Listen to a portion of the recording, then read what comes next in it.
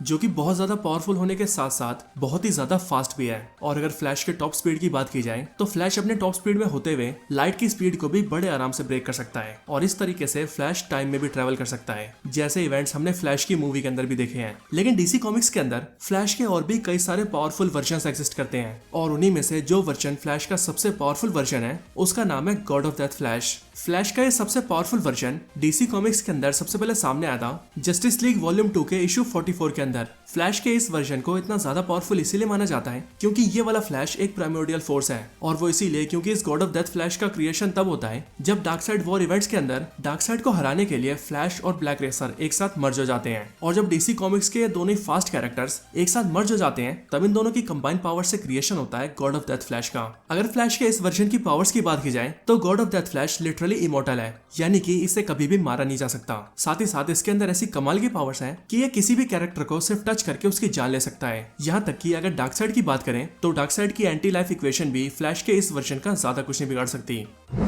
Number 9, cosmic Spiderman. तो cosmic Spiderman Marvel comics के अंदर अर्थ 13 से बिलोंग करता है, जहां पर इस यूनिवर्स के स्पाइडरमैन के पास कॉस्मिक पावर्स होती हैं और इसीलिए इसका नाम पड़ता है कॉस्मिक स्पाइडरमैन। ऑल्टरनेट यूनिवर्स का ये स्पाइडरमैन अपने यूनिवर्स के अंदर कैप्टन यूनिवर्स के साथ बॉन्ड हो जाता है, जिसके बाद उन पावर्स को हासिल करते ही वो बन जाता है कॉस्मिक स्पाइडरमैन। बात करें कॉस्मिक स्पाइडरमैन की पावर्स की तो इसके पास स्पाइडरमैन की सारी पावर्स है, लेकिन जो पावर्स इसे खास बनाती है वो है इसके अंदर के कैप्टन यूनिवर्स की एनिग्मा फोर्स पावर्स, क्योंकि इन पावर्स की वजह से कॉस्मिक स्पाइडरमैन के पास matter manipulation, energy blast, molecular change और फ्लाई करने जैसी कमाल की पावर्स आ जाती हैं। ये स्पाइडरमैन बहुत दूर तक के डिस्टेंस को भी बहुत क्लियरली देख सकता है, बहुत धीमी आवाजों को भी साफ सुन सकता है और अपने ऊपर होने वाले अटैक्स के बारे में पहले से ही जान सकता है। ये कॉस्मिक स्पाइडरमैन किसी भी एनर्जी को दूसरी फॉर्म में कन्वर्ट कर सकता है, एनर्जी फ्लो के डायरेक्शन को चेंज कर सकता है, मैटर को एटॉमिक लेवल तक बदल सकता है और तो और किसी ऑब्जेक्ट के शेप को भी बदल सकता है। और इसीलिए स्पाइडरमैन के इस वर्जन को स्पाइडरमैन का अब तक का सबसे पावरफुल वर्जन माना गया है।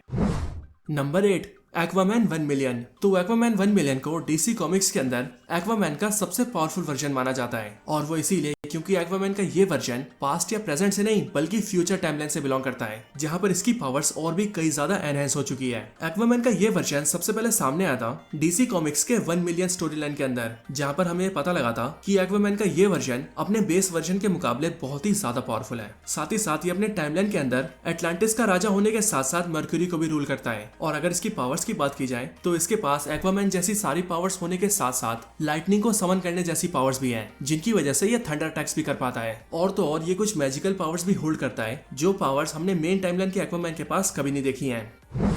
Number 7, cosmic immortal Hulk. तो अक्सर बहुत से लोग ये मानते हैं कि वर्ल्ड ब्रेकर हल्क का सबसे पावरफुल फॉर्म है, लेकिन सच बात तो ये है कि हल्क की सबसे पावरफुल फॉर्म या फिर यूं कहें हल्क का सबसे powerful version world breaker Hulk नहीं बल्कि कॉस्मिक इमोर्टल हल्क है। ये cosmic immortal Hulk Marvel comics के अंदर नजर आया था इमोर्टल हल्क कॉमिक सीरीज के एक स्पेशल इशू के अंदर। इस कॉमिक सीरीज के अंदर जब वन बिलो ऑल हल्क के साथ मर्ज हो जाता है तब हल्क बिल्कुल ही एक अलग एंटिटी बन जाता है और वो कहलाता है कॉस्मिक इमोर्टल हल्क। हल्क का ये फॉर्म इतना ज्यादा पावरफुल है कि ये किसी भी प्लेनेट को सिर्फ एक पंच मारकर तोड़ सकता है। और सिर्फ यही नहीं बल्कि कॉमिक्स के अंदर ये भी दिखाया गया है कि ये कॉस्मिक इमोर्टल हल्क गैलेक्टस से भी ज्यादा पावरफुल है। Number 6, Wonder Woman Death Metal. तो Wonder Woman Death Metal Wonder Woman की सबसे पावरफुल वर्जन है, जो कि डीसी कॉमिक्स के अंदर सबसे पहले सामने आई थी अभी हाल ही में इस साल 2020 की कॉमिक सीरीज के अंदर। वंडर वुमन वैसे ही बहुत पावरफुल है, और वो इसीलिए क्योंकि ये स्काई फादर जियोस की बेटी है। लेकिन इस कॉमिक सीरीज के अंदर ये वंडर वुमन अपने लास्ट ऑफ ट्रूथ की पावर्स को और भी कई गुना एनहेंस कर देती है और उसे एक इनक्रेडिबली स्ट्रॉन्ग वेपन के अंदर चेंज कर देती है। और फिर उसके बाद इसकी फाइट होती है द डार्केस्ट नाइट से, जो कि डीसी का एक ऐसा कैरेक्टर है जो कि पूरे मल्टीवर्स तक को मिटाने की ताकत रखता है। लेकिन वंडर वुमन की ये वर्जन इस पावरफुल कैरेक्टर को भी बड़े आराम से टक्कर देती है। और फिर यहीं से हम सबको ये पता लगता है कि वंडर वुमन की इस वर्जन के पास मल्टीवर्सल लेवल की पावर्स हैं, और यही सारी चीजें वंडर वुमन डेथ मेटल को वंडर वुमन का सबसे पावरफुल वर्जन बनाती हैं।